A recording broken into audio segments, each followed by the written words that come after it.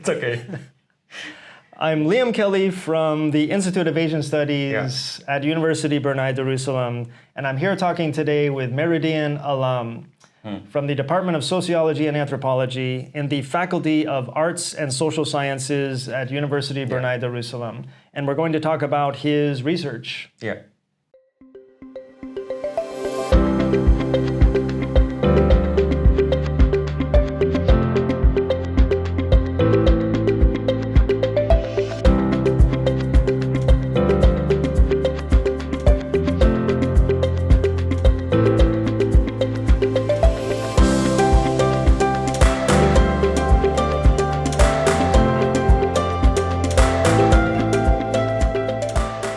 Okay, Meredian, thank you for coming here to talk to us. So you're new to UBD, but you've been doing research in the region for quite a while now. Perhaps for people who don't know you, you could explain a little bit about your background, where you studied, and what you're doing. Hey, my name is Meredian Alam, and I am an assistant professor of sociology at the Sociology and Anthropology Department. So I'm very happy to be here in UBD doing some research and also the teaching. And then today we are going to discuss about my current research on the young people's environmental actions in Southeast Asia, particularly in Indonesia. So you yourself are from Indonesia, correct? Right, correct. And then you've gotten degrees, I think, from Oslo and the UK, was that as well, or was it Australia? From the University of Newcastle, Australia. Okay. So in the last... So I wanted to ask about that, and also just how did you get into this, this interest in the environment?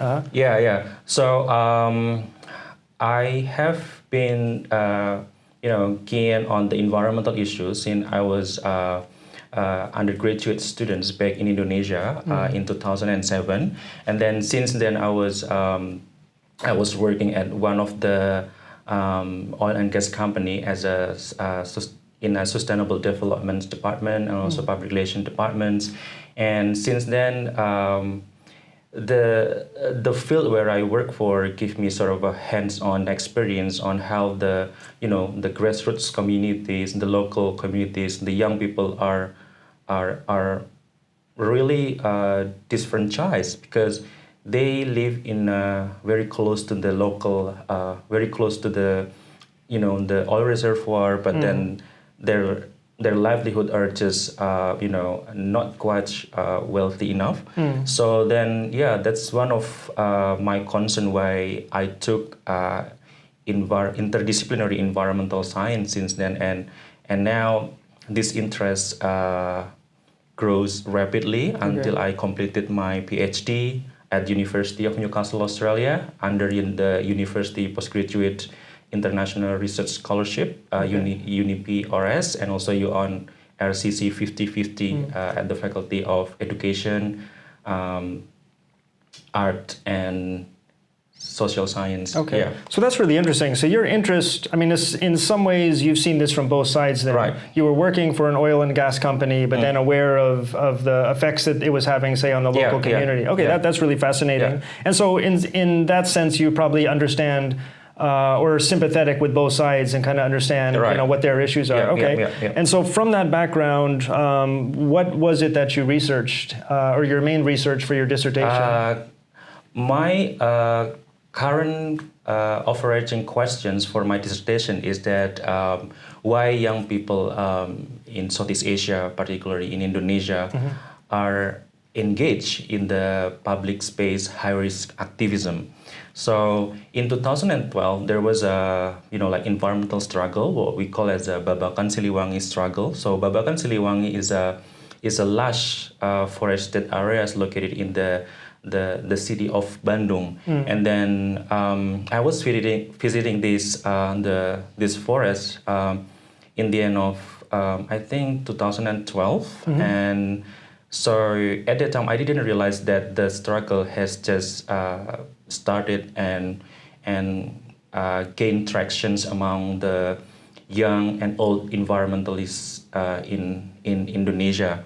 So in this struggle, I observed since 2012. Actually, I found in the field young environmentalists, and they're not only university students but also the upper secondary students, and even young people who are from Jakarta and also other metropolitan city of Indonesia came down the streets and engaged themselves in a groups to protest against the government's attempts to commercialize the urban forest. And then in March 2014, I departed to Australia, and then in my first day, I proposed to my two supervisors that I think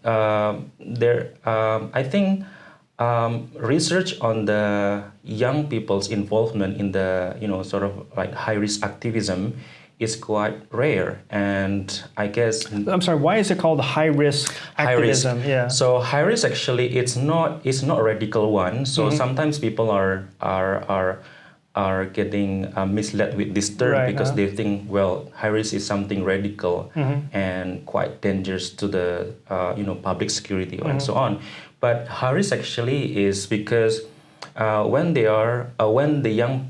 these young activists are on the public space, and then, for example, holding the banners and also protesting the current environmental policy that the government has has set up in the city, but in the same time they are actually very vulnerable to being questioned by the police. I see. And sometimes if they are if the media expose them and broadcast them on the TV, some stakeholders who are feeling that their programs or their policy is under threat, they can get these young people can get caught by this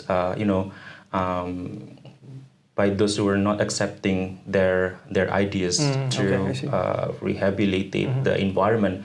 And then number three is that it is very high risk because actually when they are in the field, everybody congregates as a one group, and it's sort of they never know who is the intruder of during that protest. So I think the reason behind I took the HIRIS as a core term in my dissertation is that young people also to some extent are not aware, are not conscious enough about the upcoming threats that they are going to face when they are in the field of protest. We never know, for example, if we are in the crowd and everybody are, for example, trying to voice their contentious feeling and disgruntlement because of certain thing, but actually in my observation, there are one, two, or a particular number of people who are not part of the protest, but they can emerge in that protest, which actually can politicize the movement itself, and then the goal of the movement can go to the other ways. So that's why the being in the field of protest is also sort of quite risky to these young people. And then number four is that when they are in the field, actually, I've also observed that these young people also left, their schools, and some of them are even not going to the university at that day because they feel like, okay, this is part of our struggles to safeguard, to conserve, to regain our environment as a socialization public space. But so in the same time, higher education in Indonesia is actually also expensive to some extent. So then they sacrifice their opportunities to go to the university for, yeah, like in some cases, these young people stayed in the field of protest is not 1 or 2 days, but it can take about a week or 2 weeks for them in the field to congregate and even join the movement. So over these 2 weeks, they sacrifice their chances of being at schools and in the universities or joining the lectures. So yeah, there are a lot of sacrifices that they have to make in order to be able to immerse themselves in that movement. And my current question is why there is a minoritarian young people who are still have sort of a sense of practice to be in that such field of protest, while the other are not. So that's that was also one of my personal question that developed into this dissertation. I see. Yeah, why some people do it, why some don't. Exactly. And then Exactly. That's really interesting when you kind of mention there are all of these risks, but they're not necessarily really thinking of these risks as exactly, well. Yeah, exactly, okay. exactly. So have you come to conclusions about those questions? Or? Yeah. So I use during this, during my dissertation writing. So I pick up one theoretical concept called the ecological habitus, and so the ecological habitus. And this is the habitus, the concept from Bourdieu. Yes, okay, exactly. So how does this work here? Yeah. Okay. Yeah. So during my dissertations, and I was inspired by the theoretical perspective of the habitus coined by the Pierre Bourdieu, and some of the Bourdieusian proponents are based in the UK, and like the Nick Crossley, which is actually he wrote a lot about the political activism and then how the young people and also the like layperson are immerse themselves in the certain social movement in the UK and so on. So I was also really obtaining different ideas from the Nick Crossley as well, and so I integrate his ideas and adapt how the people are create their own habitus into my research. So actually. From the interview with the 26 young people in Bandung, I found that actually there is what we call as a logic of practice. The logic of practice is how the rationalization of being activists are built around different stages of life. So in my dissertations, I also conceptualize these stages into the 3 parts. The first one is the emergent stage, and also the second one is the encouragement stage, and then the third one is the consolidation stage actually. So the emergent stage is where these young people are actually grown up in the middle class family. So their parents, like their fathers are, like senior lecturer in one of the public university in Indonesia, and some of them are managers and teachers and so on, where those professions are under the bracket of the middle class actually. So it's not merely about defining their financial or monetary ownership, but this middle class can equip their kids with certain what we call as a capital, like books, right. and also internet access. Right. Exactly, and also even majority of my respondents reveal that their parents always took them to the local zoo, and even in their young age they were on trip to foreign countries like Europe, visiting like forested I see. Okay. islands or parks. going to the jungle for vacations, and by being in that nature, since then they can develop what we call as a sense of affiliations to the nature, sense of loving to the nature, and then it becomes embedded memories, in their lifetime. And then in the second stage, I call as emergent.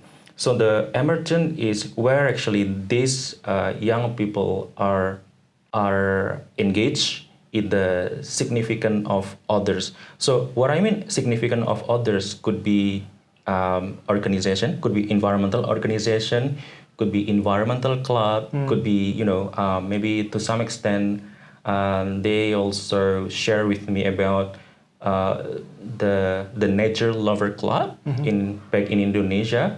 So these organizations play a sort of crucial role as a learning pedagogic place for them to to shape their interest that they have built already when they were in the childhood.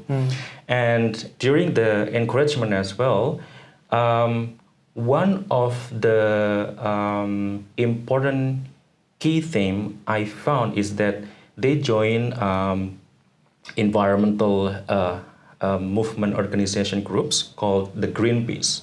Oh yeah. Yeah, because Greenpeace is actually one of the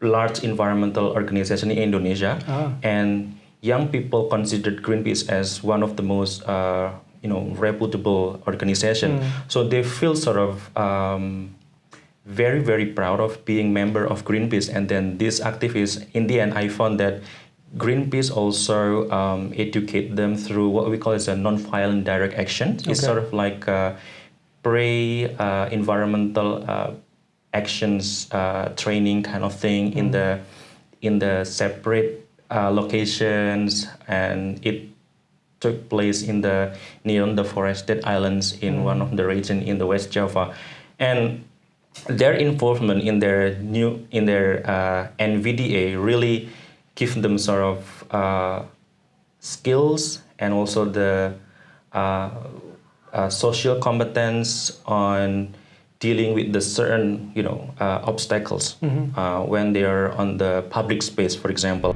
So this is very interesting. Yeah. I thought these were just young kids who are like, seeing something on Instagram and then going out, and protesting it. There's actual training involved for some people here. Yeah. And so when you say Greenpeace, we of course know that's an international organization, but in Indonesia, would this be kind of a very locally embedded, branch of Greenpeace? So it's all Indonesian essentially. Would that be the case, or is this, so I'm trying to think of the people who would be opposed to these students and might see it as this foreign, intervention, or or is this, who's actually teaching them these things? Well, as for the membership itself, the Greenpeace also open public recruitment for everyone who are interested in to join their environmental actions. So they publish the recruitment online actually, then if I am keen on these environmental actions done by the Greenpeace, I can just click on their online form, inserting my names, where I'm from, my residential address, my interests, and so on and so forth. So recently, to reach a wider audience, Greenpeace Indonesia, for example, has developed local chapters in Indonesia, in Yogyakarta, in Jakarta, in Bandung, in Semarang, Central Java, and also other cities. If I'm not wrong, it is in Padang, West Java, or somewhere else, I forgot. So actually, the young people who are interested in this movement, they will be called in by the local chapter's chairperson, and they will be provided induction training, introductory training by the Greenpeace, by the central Greenpeace officer kind of thing. So this officer will came directly to that meeting and provided like a short briefings on the the importance of being environmentally friendly, and also how we can reducing like plastic everyday consumption, practices, everyday practices, and so on and so forth. And those who are interested in the becoming more what we call as a serious environmentalist, they can ask the local chapter chairpersons to join. Recently, there is no non-violence direct action, but it's called the basic action training. So they changed the name actually. But to some extent, the core trainings are just the same. So I think my core issue is that the environmental actions is actually a mixture of transnational environmental ideology, but in the same time it involves the local problems, like as in my experience of interviewing these young people.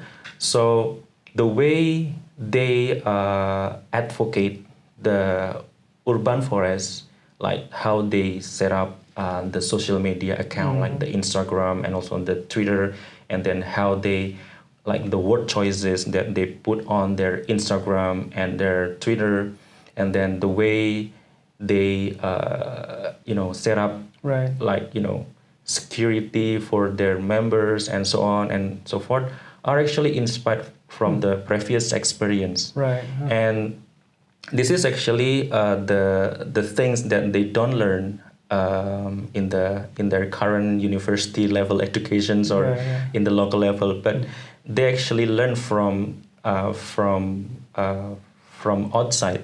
And then the non-violence direct action actually is not I guess is not locally made method of activism, but from the former interview with the activists, and also based on the literature review I did, the NVDA was actually based on the Mahatma Gandhi's the Satyagraha and so on and so forth.